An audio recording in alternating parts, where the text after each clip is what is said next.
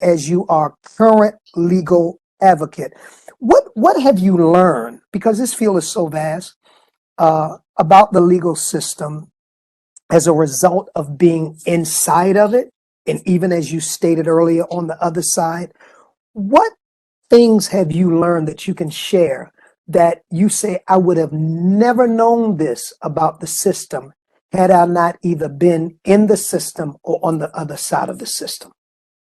Well, I want to preface this by saying I can speak on this for hours, and I do speak to law schools about this and reform organizations about this and political groups about this because there's so much to be said.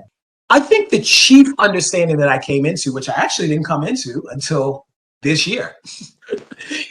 Sometimes you go through an experience and you don't even, you're so whiplashed by it. You have to step back and say, what in the world happened? And Right. this is what I want to say. And I hope people are ready for this. Everything has an intention. Mm-hmm. And the power of the intention behind what we do and why we do is ultimately going to govern. Mm-hmm. And so this is one of the greatest understandings that I've come into as I look back on my experience, both as, having been an attorney and then being on the inside and then now being an advocate and working with people, that though there is an intention of each person that's involved in the legal system. You have judges, you have prosecutors, you have defense attorneys, you have law enforcement, you have people in the correctional system, you have probation, you have the politicians, and each of them are subsections, right? But then the system itself, listen to me here, the system has an intention. This is the understanding that I came into, and it took me a while to figure this out. The intention of the whole will always override the intention of the subset. If you receive that, it will enlighten you on a whole nother level.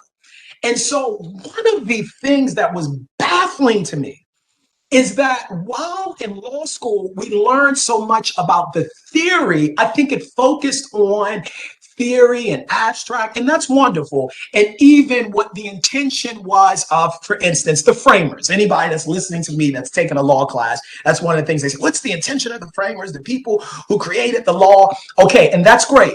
But I want to talk about the intention of an entire system. Wow.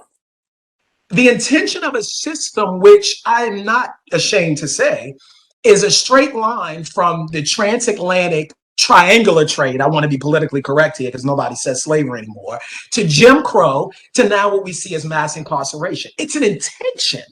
It is a system of intention. And when you get that, and this is the other part that I want to speak on. When we look at the wheels of the system, we have to go beyond, well, that judge, right? If you read my book, I talk about that judge. Well, it's bigger than that. It's bigger than the person that police officer on the street that made the arrest. There is a larger wheel that's in place.